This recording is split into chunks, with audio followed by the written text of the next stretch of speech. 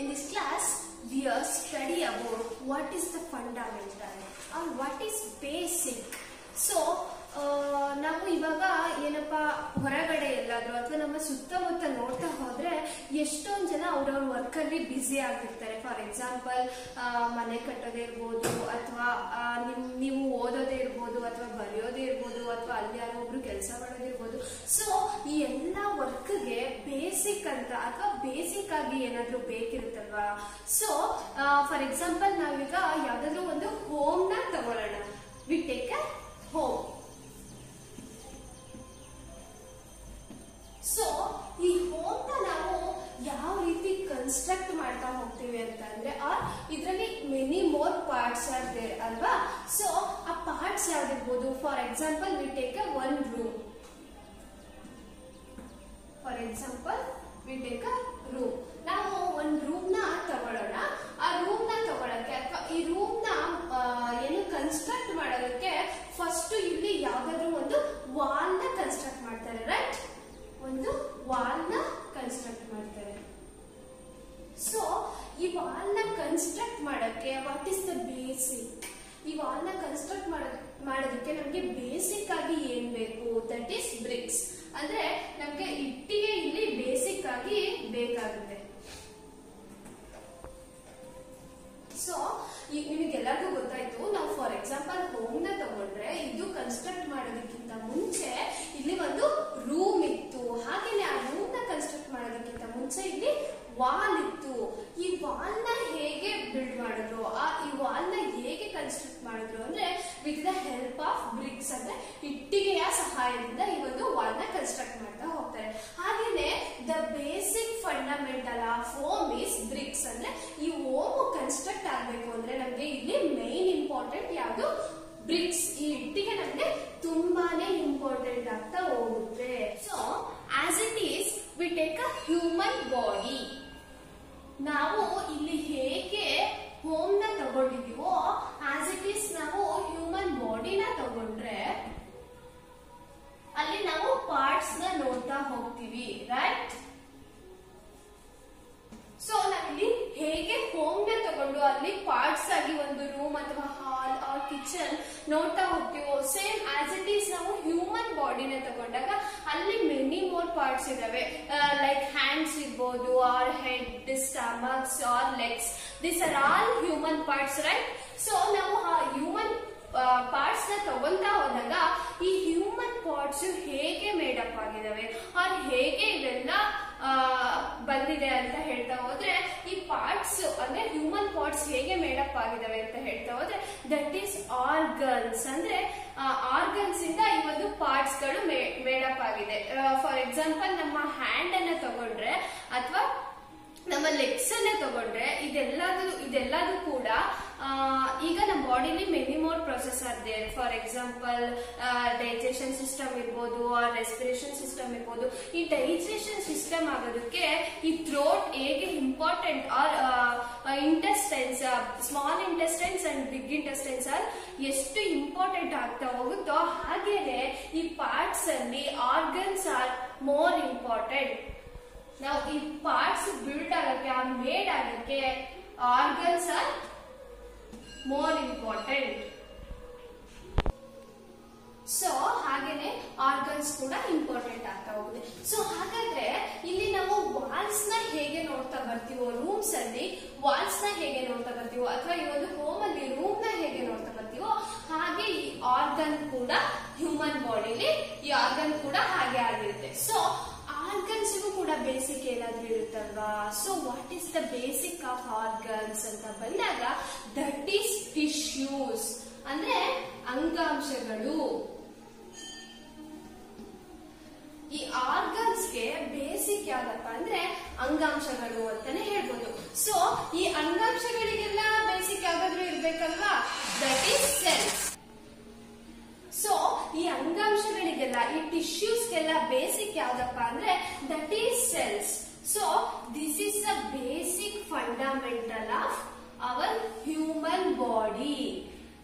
So ಇಲ್ಲಿ BRICS ಅಂದ್ರೆ ಇಟ್ಟಿಗೆ ಯಾವ ರೀತಿ ಮನೆಗೆ ಒಂದು ಬೇಸಿಕ್ ಆಗಿರುತ್ತೋ ಹಾಗೇನೆ ಇನ್ ಅವರ್ ಹ್ಯೂಮನ್ ಬಾಡಿಗೆ the cell is the basic fundamental. So ಹಾಗೇನೆ ಈ ಒಂದು ಹ್ಯೂಮನ್ ಬಾಡಿಗೆ ಸೆಲ್ ಕೂಡ ಒಂದು ಬೇಸಿಕ್ ಫಂಡಮೆಂಟಲ್ ಆಗಿರುತ್ತೆ. So we will study about the fundamental unit of life. ಹಾಗಂದ್ರೆ ಏನು ಅಂತ ಅಂದ್ರೆ ಇದು ಜೀವದ ಮೂಲ ಘಟಕ. ಜೀವದ ಮೂಲ ಘಟಕ ಅಂದ್ರೆ ಯಾವುದು? ನಾನು ಅವಾಗಲೇ ಹೇಳ್ದಂಗೆ ಸೆಲ್. ಸೆಲ್ ಅಂದ್ರೆ ಜೀವಕೋಶ. So who is the discovered by. So ಹಾಗಾದ್ರೆ ಸೆಲ್ ನ ಕಂಡುಹಿಡಿದವ್ರು ಯಾರು? ಈ ಸೆಲ್ ನ ಡಿಸ್ಕವರ್ ಮಾಡಿದವ್ರು ಯಾರು ಅಂತ ಅಂದ್ರೆ ಹಿ ಈಸ್ ರಾಬರ್ಟ್ ಹುಕ್.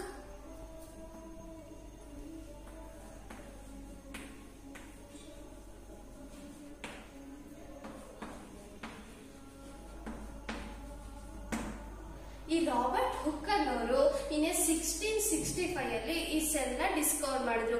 ಹೇಗೆ ಡಿಸ್ಕವರ್ ಮಾಡಿದ್ರಪ್ಪ ಅಂದ್ರೆ ಈ take a one slice or one piece of a tree cork. ಅಂದ್ರೆ ಇವರು one piece of a tree ಅಂದ್ರೆ ಮರದ ತೊಗಟೆಯನ್ನ ತಗೊಂಡು ಈ weave it in a self prepared microscope. ಅದನ್ನ ಅವರೇ ಓನ್ ಆಗಿ ಮಾಡಿದಂತಹ ಒಂದು ಮೈಕ್ರೋಸ್ಕೋಪ್ ಅಲ್ಲಿ ಅಬ್ಸರ್ವ್ ಮಾಡ್ತಾ ಹೋದ್ರು.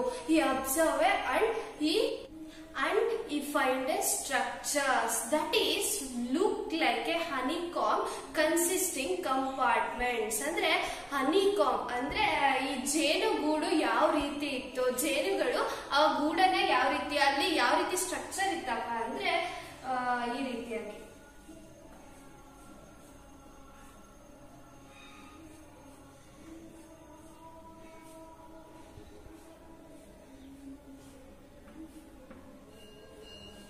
ಸೊ ಈ ರೀತಿಯಾಗಿ ಅವರು ಸ್ಟ್ರಕ್ಚರ್ಸ್ ನ ಅಬ್ಸರ್ವ್ ಮಾಡ್ತಾರೆ. ಈ ರೀತಿಯಾಗಿ ಅಬ್ಸರ್ವ್ ಮಾಡಿದಂತ ಸ್ಟ್ರಕ್ಚರ್ಸ್ಗೆ ಇವರು ಸೆಲ್ ಅಂತ ಹೇಳಿ ಕರೀತಾರೆ. It is look like a honeycomb consisting a small compartments. It is called as a cell. So it means a little room ಅಂತಾನೆ ಹೇಳಿ ಕರಿಬಹುದು. ಏನಪ್ಪಾ ಅಂದ್ರೆ it is a Latin word. ಈ ಸೆಲ್ ಅನ್ನುವಂಥದ್ದು ಒಂದು ಲ್ಯಾಟಿನ್ ವರ್ಡ್.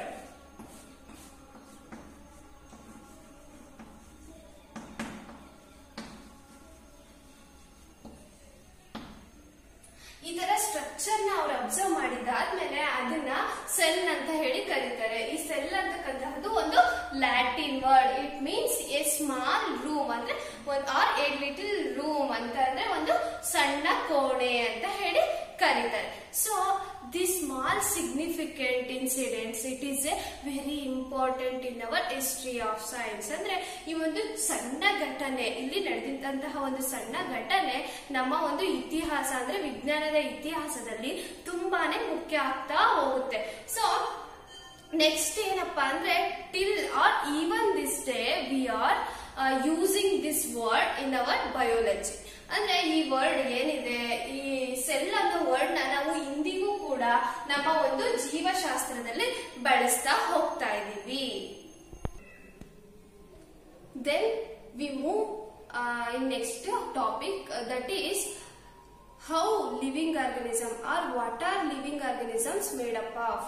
ಈ ಒಂದು ಜೀವಿಗಳು ಹೇಗೆ ಉಂಟಾಗ್ತವೆ ಅಂತ ಹೇಳೋದಕ್ಕೆ there is one experiment, that is to prepare stained temporary mount of onion peel. Materials required: medium-sized onion, slide, cover slip, watch glass, forceps, knife, needle, distilled water, glycerine, dropper, blotting paper,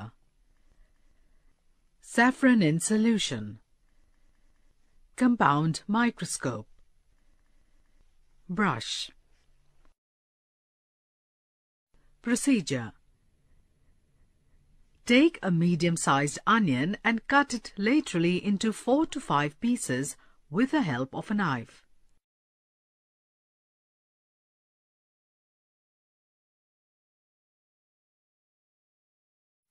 Remove a scale leaf from one of the pieces. Break the scale leaf gently from the middle and peel a small portion from the delicate epidermis, that is the covering, that covers the inner surface of the scale leaf. Remove the delicate epidermal peel with the help of forceps and place it in a watch glass containing distilled water. Take another watch glass and place in it 3 to 4 drops of safranin solution. With the help of brush, transfer the peel in water into the safranin solution for staining. Wait for 2 to 3 minutes.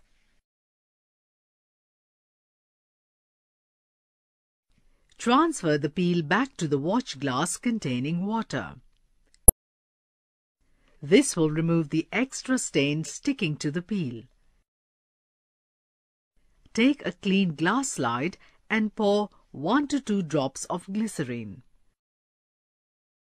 Transfer the stained peel on the drops of glycerine on the slide with the help of brush.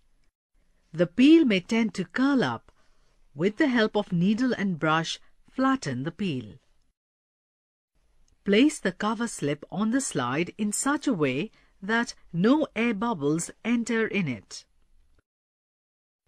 Gently press the cover slip with needle to spread glycerine and peel properly.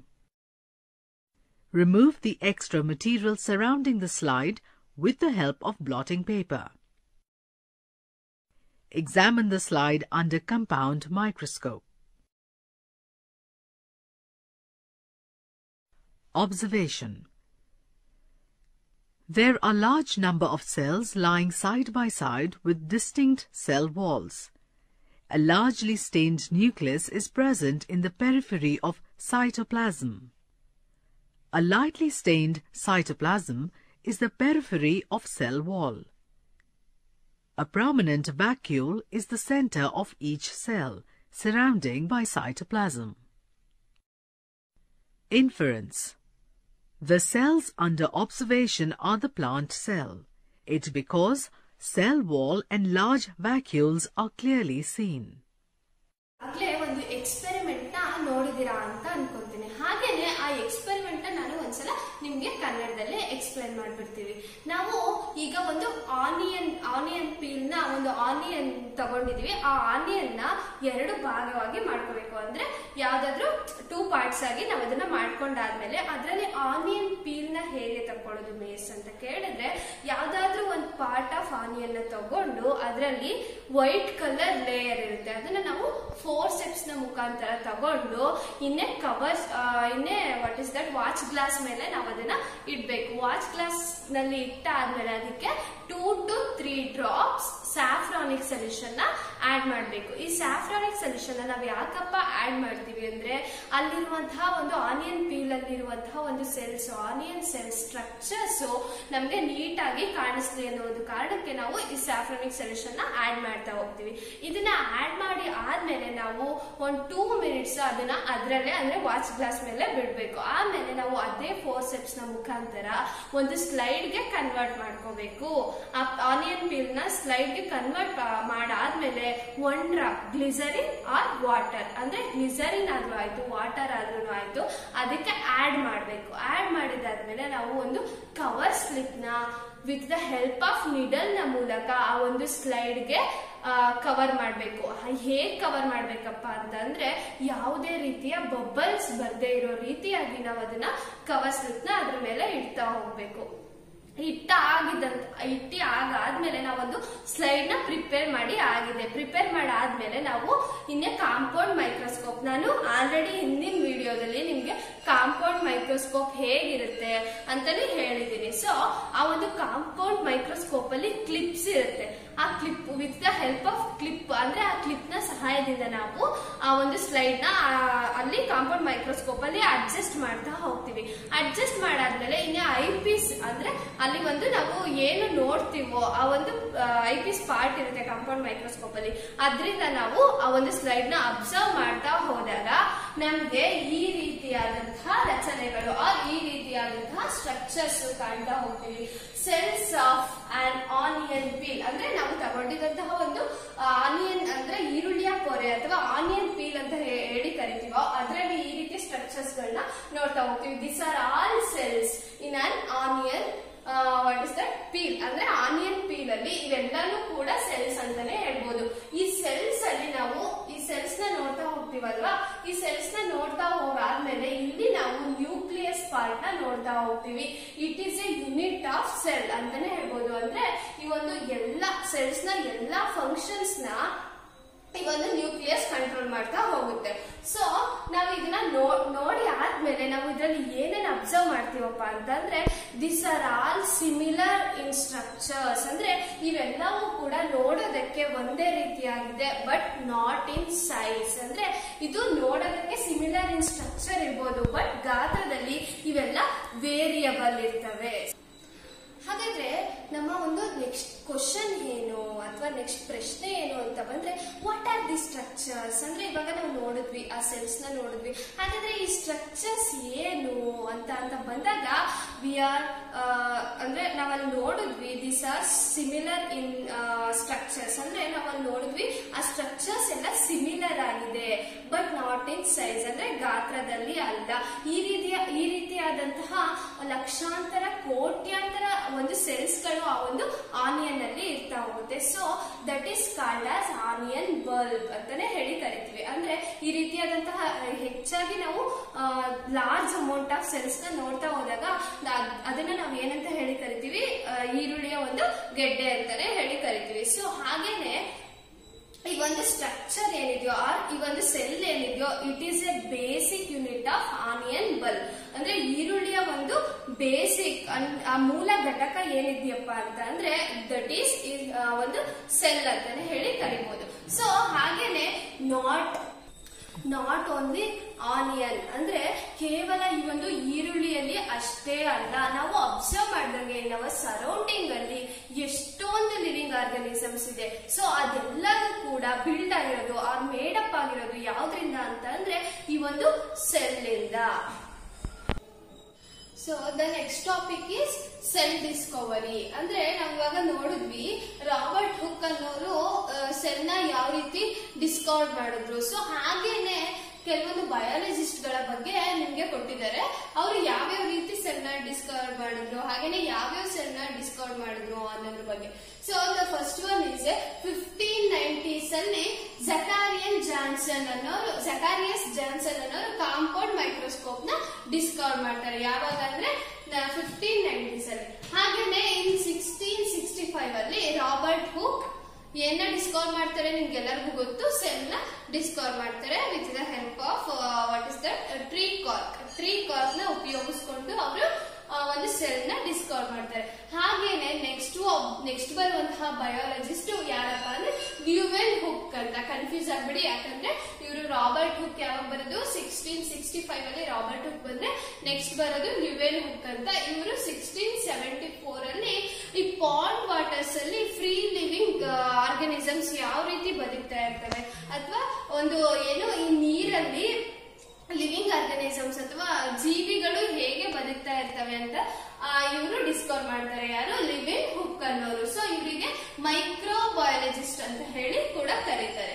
The next one ಬರೋರು ಯಾರಪ್ಪ ಅಂತ ಅಂದ್ರೆ 1838 ಅಲ್ಲಿ ಸ್ಕೆಲಿಡನ್ ಅನ್ನೋರು ಬರ್ತಾರೆ. ಯಾರು? ಸ್ಕೆಲಿಡನ್ ಅನ್ನೋರು ಬರ್ತಾರೆ. ಇವರು ಏನ್ ಹೇಳ್ತಾರೆ ಅಂತ ಅಂದ್ರೆ the all plants R made up of A cell. ಅಂದ್ರೆ ಎಲ್ಲಾ ಸಸ್ಯಗಳು ಕೂಡ ಯಾವ್ದ್ರಿಂದ ಆಗಿದೆ ಅಂತ ಅಂದ್ರೆ ಜೀವಕೋಶದಿಂದ ಅಂದ್ರೆ ಸೆಲ್ ಇಂದ ಆಗಿದೆ ಅಂತ ಹೇಳ್ತಾರೆ. ಹಾಗೇನೆ ದ ನೆಕ್ಸ್ಟ್ ಒನ್ ಇಸ್ ಸ್ಕ್ಯುವನ್ ಅಂತ ಅನ್ನೋರು ಇವರು ಇನ್ನೇ 1839 ಅಲ್ಲಿ ಏನ್ ಡಿಸ್ಕ್ರೈಬ್ ಮಾಡ್ತಾರೆ ಅಂದ್ರೆ the all animals are also made up of in a cell. ಅಂದ್ರೆ ಅನಿಮಲ್ಸ್ ಗಳು ಕೂಡ ಈ ಸೆಲ್ ಇಂದ ರಚನೆ ಆಗಿರ್ತವೆ ಅಥವಾ ಸೆಲ್ ಇಂದ ಉಂಟಾಗಿರ್ತವೆ ಅಂತ ಹೇಳ್ತಾರೆ. ಹಾಗೇನೆ ಈ ಯಾರಪ್ಪ ಇಲ್ಲಿ ಸ್ಕೆಲಿಟನ್ ಆದ್ರೆ ಸ್ಕ್ಯುವಲ್ ಇವರಿಬ್ರು ಕೂಡ ಒಂದು ಥಿಯರಿನ ಡಿಸ್ಕ್ರೈಬ್ ಮಾಡ್ತಾರೆ, ಅದೇ ಸೆಲ್ ಥಿಯರಿ. ಇದನ್ನ ನಾನು ನಿಮಗೆ ಆಮೇಲೆ ಎಕ್ಸ್ಪ್ಲೈನ್ ಮಾಡ್ತೀನಿ. ಸೊ ಇವರೆಲ್ಲ ಸೈಂಟಿಸ್ಟ್ ಗಳಾದ್ಮೇಲೆ ಆದ್ಮೇಲೆ ಬರುವಂತವ್ರು ಯಾರಪ್ಪ ಅಂದ್ರೆ ವರ್ಚ್ಯೂ ಅವರು ಇನ್ನೇ 1855 ಅಲ್ಲಿ ಬರ್ತಾರೆ. ಇವರು ಯಾವ್ದನ್ನ ಡಿಸ್ಕ್ರೈಬ್ ಮಾಡ್ತಾರಪ್ಪ ಅಂದ್ರೆ all cells are made up of a pre existing cells ಅಂತ. ಅಂದ್ರೆ all cells are made up of a pre existing cells ಅಂತ. ಅಂದ್ರೆ ಏನಪ್ಪಾ ಅಂದ್ರೆ ಎಲ್ಲಾ ಸೆಲ್ಸ್ ಗಳು ಕೂಡ ಅಂದ್ರೆ ಅಸ್ತಿತ್ವದಲ್ಲಿರುವಂತಹ ಒಂದು ಜೀವಕೋಶಗಳು ಮತ್ತೊಂದು ಜೀವಕೋಶಗಳನ್ನ ಉಂಟು ಮಾಡ್ತವೆ ಅಥವಾ ಮತ್ತೊಂದು ಜೀವಕೋಶಗಳನ್ನ ರಚನೆ ಮಾಡ್ತವೆ ಅಂತಾನೆ ಹೇಳ್ತಾರೆ. ಯಾರಪ್ಪ ಹೇಳ್ತಾರೆ ಅಂದ್ರೆ ವರ್ಚ್ಯೂ ಅಂತಂದವರು. ಹಾಗೇನೆ ಇವರು ಎಲೆಕ್ಟ್ರಾನ್ ಮೈಕ್ರೋಸ್ಕೋಪ್ ಕೂಡ ಡಿಸ್ಕವರ್ ಮಾಡ್ತಾರೆ. ಈ ಎಲೆಕ್ಟ್ರಾನ್ ಮೈಕ್ರೋಸ್ಕೋಪ್ ಏನನ್ನ ಮಾಡುತ್ತಪ್ಪ ಅಂದ್ರೆ ಇದ್ರ ಫಂಕ್ಷನ್ ಏನಪ್ಪಾ ಅಂತಂದ್ರೆ ಇವರು ಈ ಒಂದು ಎಲೆಕ್ಟ್ರಾನ್ ಮೈಕ್ರೋಸ್ಕೋಪ್ ಅಲ್ಲಿ ನಾವು ಲಾರ್ಜ್ ಅಂದ್ರೆ ಸ್ಟ್ರಕ್ಚರ್ಸ್ ನ ಲಾರ್ಜ್ ಮಾಡಿ ನೋಡಬಹುದು. ಹಾಗೇನೆ ನಾವ್ ಇದರಲ್ಲಿ ಸೆಲ್ ಬಗ್ಗೆ ಇನ್ಫಾರ್ಮೇಶನ್ ಕೂಡ ತಿಳ್ಕೋಬಹುದು. ಫಾರ್ ಎಕ್ಸಾಂಪಲ್ ನಾವ್ ಇವಾಗ ಒಂದು ಕಾಂಪೌಂಡ್ ಮೈಕ್ರೋಸ್ಕೋಪ್ಗೆ ಇನ್ನೊಂದು ಎಲೆಕ್ಟ್ರಾನ್ ಮೈಕ್ರೋಸ್ಕೋಪ್ ನ ಕಂಪೇರ್ ಮಾಡಿದಾಗ ಇದರಲ್ಲಿ ನಾವು ಮೋರ್ ಇನ್ಫಾರ್ಮೇಶನ್ ಅಬೌಟ್ ಸೆಲ್ಸ್ ಬಗ್ಗೆ ತಿಳ್ಕೊತಾ ಹೋಗಬಹುದು. The next topic is cell theory. ಈ cell theory ಏನ್ ಹೇಳುತ್ತೆ ಅಂದ್ರೆ the plants and animals are composed by a cell and it is basic unit of our life ಅಂತ. ಅಂದ್ರೆ ಒಂದು ಸಸ್ಯಗಳು ಹಾಗೂ ಪ್ರಾಣಿಗಳು ಯಾವುದರಿಂದ ಮೇಡಪ್ ಆಗಿದೆ ಅಂದ್ರೆ ಯಾವುದರಿಂದ ಉಂಟಾಗಿದೆ ಅಂತಂದ್ರೆ ಅದು ಸೆಲ್ಸ್ ನಿಂದ ಉಂಟಾಗಿದೆ. ಈ ಒಂದು ಸೆಲ್ ಈ ಒಂದು ಜೀವಕೋಶ ನಮ್ಮ ಲೈಫ್ಗೆ ಬೇಸಿಕ್ ಆಗಿ ಬೇಕಾಗಿರುತ್ತೆ. So it is A basic unit of our life ಅಂದ್ರೆ ಇದೊಂದು ನಮ್ಮ ಜೀವಕೋಶದ ಮೂಲ ಘಟಕ ಅಂತಾನೆ ಹೇಳಬಹುದು. The next topic is types of organisms.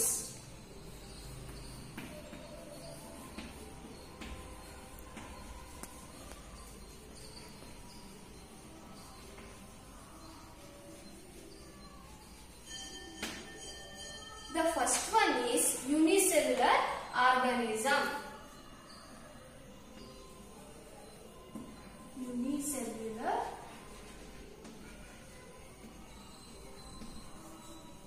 organisms. And the second one is multicellular organism.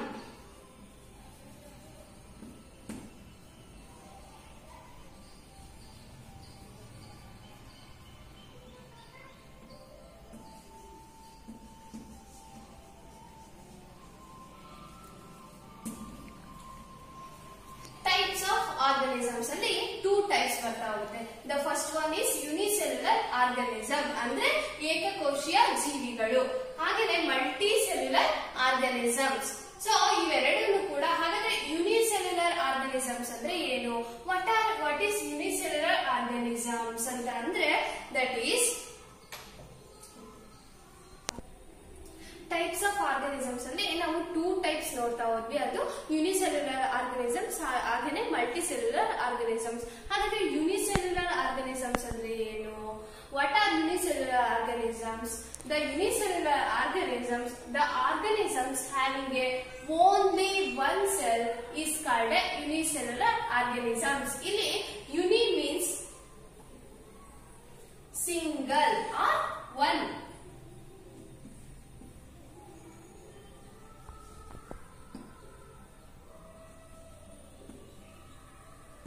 Uni means ಏನು? ಈಗ ನಾವು ಯೂನಿವರ್ಸಲ್ ಅಂತ ಹೇಳ್ತೀವಿ. ಯೂನಿವರ್ಸಲ್ ಅಂದ್ರೆ ಎಲ್ಲದಕ್ಕೂ ಕೂಡ ಅಪ್ಲಿಕೇಬಲ್ ಆಗುವಂತಹದ್ದು. ಹಾಗೇನೆ ಯುನಿಸೆಲ್ಯುಲರ್ ಆರ್ಗನಿಸಮ್ ಅಂದ್ರೆ only one or single. The organs having a only one cell or single cell ಅಂದ್ರೆ ಈ ಒಂದು ಆರ್ಗನಿಸಮ್ಸ್ ಒಂದೇ ಒಂದು ಸೆಲ್ ಅನ್ನ ಹೊಂದಿದ್ರೆ ಅಥವಾ ಒಂದೇ ಒಂದು ಸೆಲ್ ಅನ್ನ ಹೊಂದಿದ್ರೆ ಆ ಒಂದು ಆರ್ಗನಿಸಮ್ಸ್ಗೆ ನಾವೇನಂತ ಹೇಳಿ ಕರಿತೀವಪ್ಪ ಅಂತಂದ್ರೆ ಅದಕ್ಕೆ ಯುನಿಸೆಲ್ಯುಲರ್ ಆರ್ಗನಿಸಮ್ಸ್ ಅಂತ ಹೇಳಿ ಕರಿತೀವಿ. ಹಾಗೇನೆ ಆ organisms it perform all the functions in their body ಅಂದ್ರೆ ಆ ಫಂಕ್ಷನ್ ಅಲ್ಲಿ ಒಂದು ಸೆಲ್ ಅಲ್ಲಿರುವಂತಹ ಎಲ್ಲಾ ಫಂಕ್ಷನ್ಸ್ ನ ಒಂದು ಸೆಲ್ ಮಾಡ್ತಾ ಹೋಗುತ್ತೆ. ಫಾರ್ ಎಕ್ಸಾಂಪಲ್ ಯಾವ್ದಾವ್ದಪ್ಪ ಈ ಯುನಿಸೆಲ್ಯುಲರ್ ಆರ್ಗನಿಸಮ್ಸ್ ಅಥವಾ ಇದು ಯಾವ್ದಾದ್ರಲ್ಲಿ ಇರುತ್ತಪ್ಪ ಅಂದ್ರೆ for example amoeba, plasmodium, bacteria ಈ ಎಲ್ಲವೂ ಕೂಡ ಈ ಎಲ್ಲ ಲಿವಿಂಗ್ ಆರ್ಗನಿಸಮ್ಸ್ ಕೂಡ ಯುನಿಸೆಲ್ಯುಲರ್ ಆರ್ಗನಿಸಮ್ಸ್. ನಾವು ಈಗಾಗಲೇ ಯುನಿಸೆಲ್ಯುಲರ್ ಆರ್ಗನಿಸಮ್ಸ್ ಬಗ್ಗೆ ತಿಳ್ಕೊಂಡಾಯ್ತು. ಹಾಗಾದ್ರೆ ಮಲ್ಟಿ ಸೆಲ್ಯುಲರ್ ಆರ್ಗನಿಸಮ್ಸ್ ಅಂದ್ರೆ ಏನು ಅಂತಂದ್ರೆ, what are multi cellular organisms? Multi means ಏನು? Multi means many.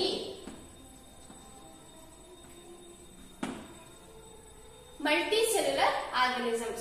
The organisms having more than one cell is called multicellular organisms. ಅಂದ್ರೆ ಯಾವ ಜೀವಿಯು ಒಂದಕ್ಕಿಂತ ಹೆಚ್ಚು ಸೆಲ್ಸ್ ಗಳನ್ನ ಹೊಂದಿರುತ್ತೋ ಆ ಒಂದು ಜೀವಿಗೆ ನಾವು ಮಲ್ಟಿ ಸೆಲ್ಯುಲರ್ ಆರ್ಗನಿಸಮ್ಸ್ ಅಂತ ಹೇಳಿ ಕರಿತೀವಿ. ಹಾಗಾದ್ರೆ it performs different functions in a body. ಈ ಒಂದು ಆರ್ಗನಿಸಮ್ಸ್ ಈ ಒಂದು ಸೆಲ್ ಏನಿದೆಯೋ, ಈ ಒಂದು ಸೆಲ್ ನಮ್ಮ ಬಾಡಿನಲ್ಲಿ ಅಥವಾ ಇನ್ ಎ ಬಾಡಿನಲ್ಲಿ ಡಿಫ್ರೆಂಟ್ ಫಂಕ್ಷನ್ಸ್ ನ ಪರ್ಫಾರ್ಮ್ ಮಾಡ್ತಾ ಹೋಗುತ್ತೆ. ಸೊ ಹಾಗಾದ್ರೆ ಯಾವ್ಯಾವ್ದು ಅಂತ ಬಂದಾಗ, ಫಂಗೈ ಮೀನ್ಸ್ ಶಿಲೀಂಧ್ರ ಅಂದ್ರೆ ನಿಮಗೆ ಫಂಗೈ ಅಂದ್ರೆ ಶಿಲೀಂಧ್ರ ಅಂತ ಗೊತ್ತು. ಹಾಗೇನೆ ಪ್ಲಾಂಟ್, ಸಸ್ಯಗಳು, ಅನಿಮಲ್ಸ್ ಇವೆಲ್ಲವೂ ಕೂಡ ಮಲ್ಟಿ ಸೆಲ್ಯುಲರ್ ಆರ್ಗನಿಸಮ್ಸ್. ಹಾಗಾದ್ರೆ ನಾವು ಇವತ್ತಿನ ಕ್ಲಾಸ್ ಅಲ್ಲಿ ಏನೇನ್ ತಿಳ್ಕೊಂತ ಹೋದ್ವಪ್ಪ ಅಂದ್ರೆ, ಸೆಲ್ ಬಗ್ಗೆ ತಿಳ್ಕೊಂಡ್ವಿ, ಅದನ್ನ ಡಿಸ್ಕವರ್ ಮಾಡಿದವರು ಯಾರು ಅಂತ ತಿಳ್ಕೊಂಡ್ವಿ.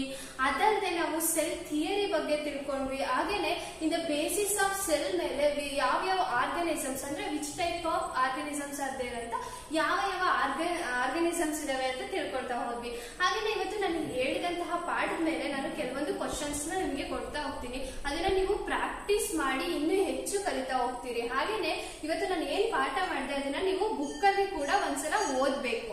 ನಂತರ ನಾನು ಇವಾಗ ಒಂದಷ್ಟು ಕ್ವಶನ್ಸ್ ಕೊಡ್ತೀನಿ, ಅದನ್ನ ನೀವು ಪ್ರಾಕ್ಟೀಸ್ ಮಾಡಿ ಹಾಗೇನೆ ಬರ್ದು ಅದಕ್ಕೆ ಆನ್ಸರ್ ನ ನನಗೆ ವಾಟ್ಸ್ಆಪ್ ಮೂಲಕ ಕಳಿಸ್ಬೇಕು. ಹಾಗಾದ್ರೆ the first question is, who discovered cell and how?